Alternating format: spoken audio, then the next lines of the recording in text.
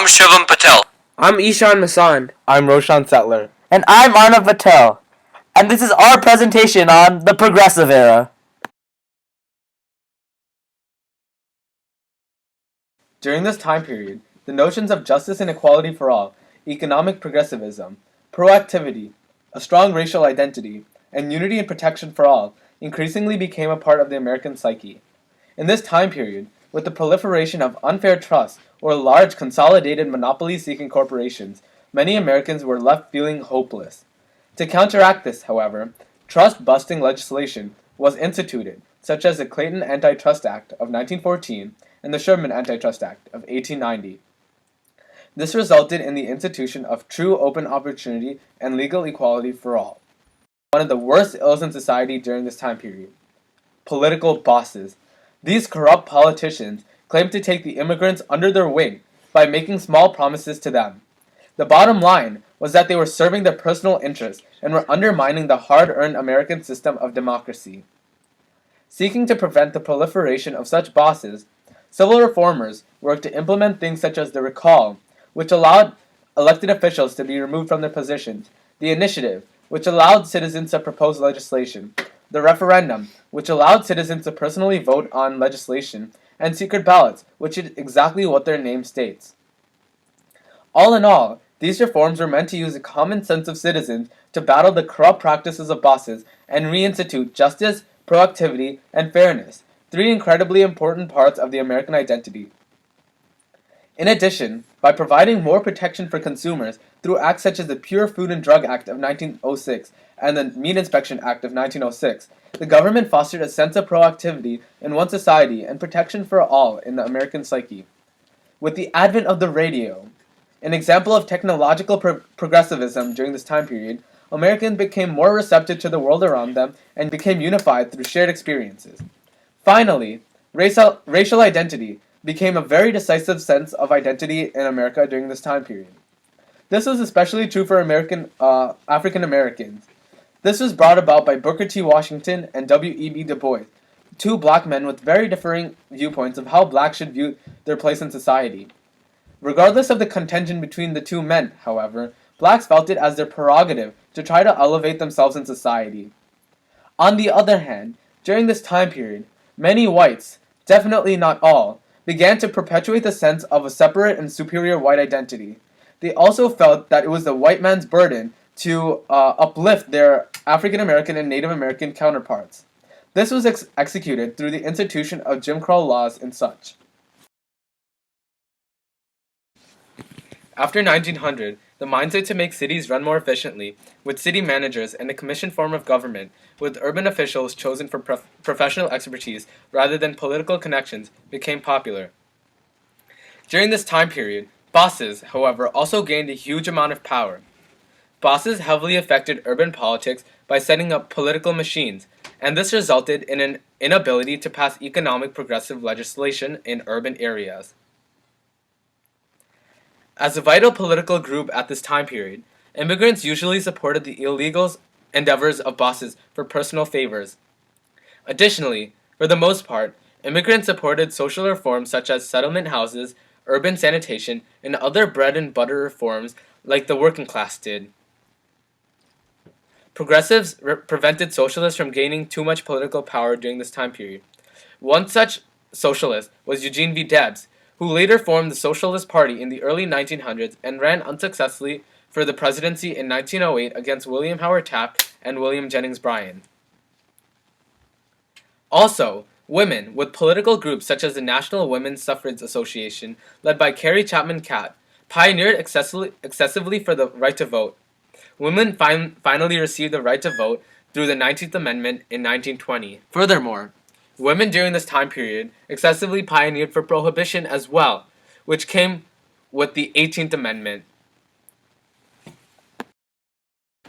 The Progressive Era was a time of advancement in the workplace, in American households, and transportation. Innovation took over this time period, and inventions changed the way society functioned as a whole.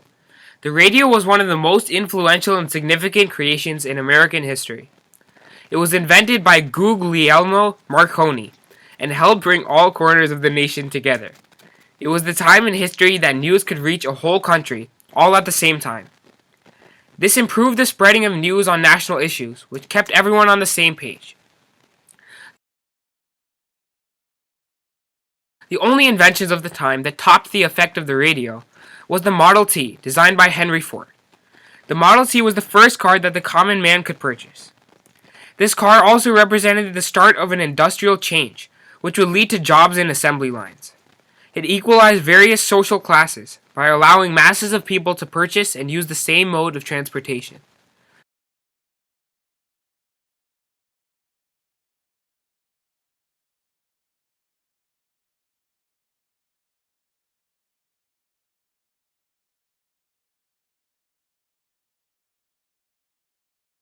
During this time period, in the city of Kitty Hawk, North Carolina, the Wright brothers, who worked in a bicycle shop, invented the first functioning airplane.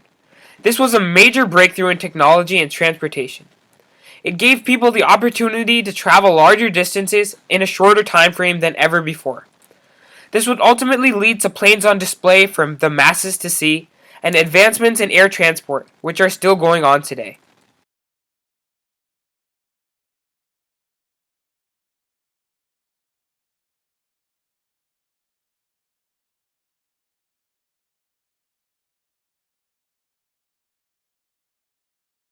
After the Supreme Court of Mueller v. Oregon, there were restrictions that came for the length of the workdays and increased urgency for old age pensions.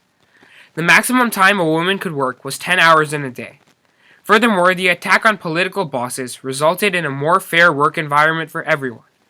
The Department of Commerce and Labor was established in the Progressive Era to amend relations between the workers and business managers. After the strikes in various unions, Roosevelt found it necessary to authorize this department. America is home to all types of people, and it believes in everyone being able to express themselves through any culture they wish to follow. This ideal had a great effect on the nation during the Progressive Era. The social gospel was a movement created by Protestant ministers to counter competitive capitalism. They did this by participating in social reform and interjecting Christian churches into worldly matters. Others tried to Americanize immigrants by expanding their opportunities, but sometimes backtracked by imposing their own values on people of different cultures. The Anti-Saloon League and Women's Christian Temperance Union shifted attention from immorality of drunkenness to using law enforcement against saloons. This resulted in dry communities, or the prohibited sale of liquor. The supplementation of corrupt power with human institutions protected welfare of all classes. It believed that society's purpose is to improve individual lives, and government is to elevate public interest above self-interest. Social science was the study of society and its institutions. Scholars used statistics to prove that laws governing economic relationships weren't timeless, but in fact that theory should reflect prevailing social conditions. Charles A. Beard and other progressives believed the Constitution was flexible and relative to the time period.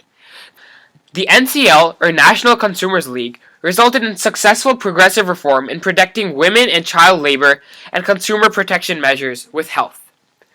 The women movement was very prominent during this time period. Middle-class women who wanted to move to higher education and have a job were given that opportunity.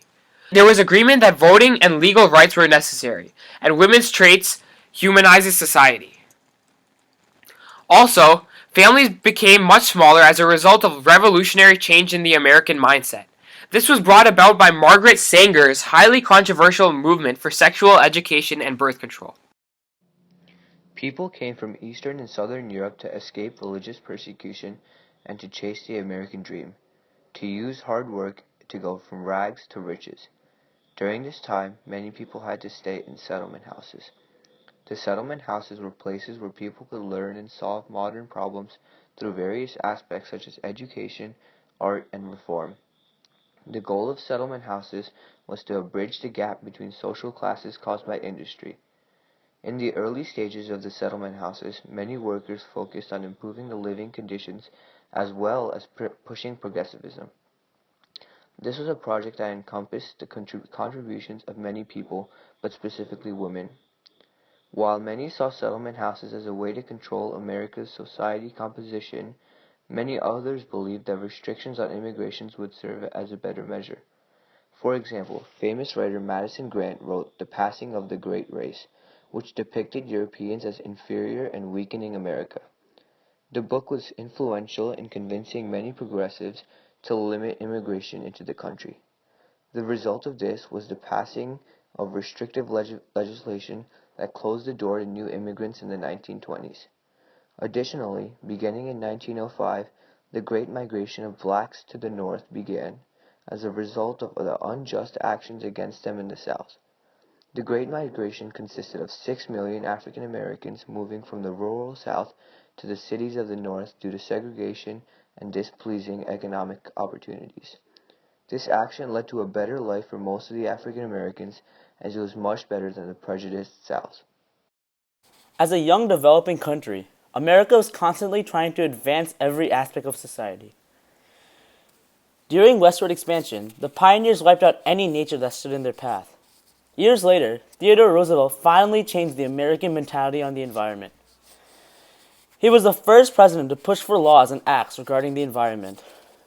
In 1902, the government was able to pass the Newlands Reclamation Act, which established many irrigation techniques in the American West with the creation of dams.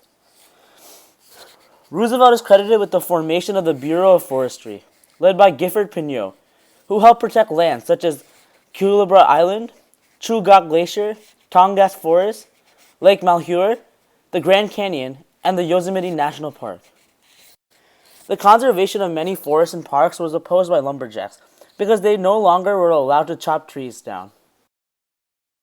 Environmental conservation brought out an unintentional benefit by creating more jobs such as park rangers.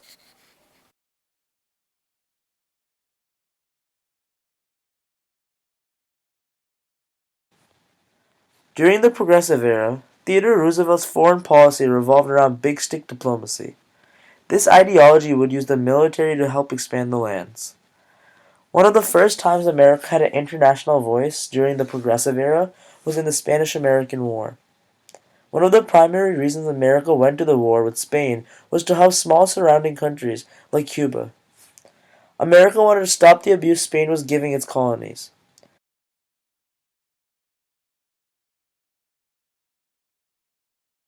The end of the war also benefited America imperialistically because they were able to gain the lands of Guam, Puerto Rico, and the Philippines. After the Spanish-American War, USA was able to make a deal with Panama, which led to the creation of the Panama Canal. This canal made it easier for boats to sail from the Pacific to the Atlantic and vice versa, helping many merchants.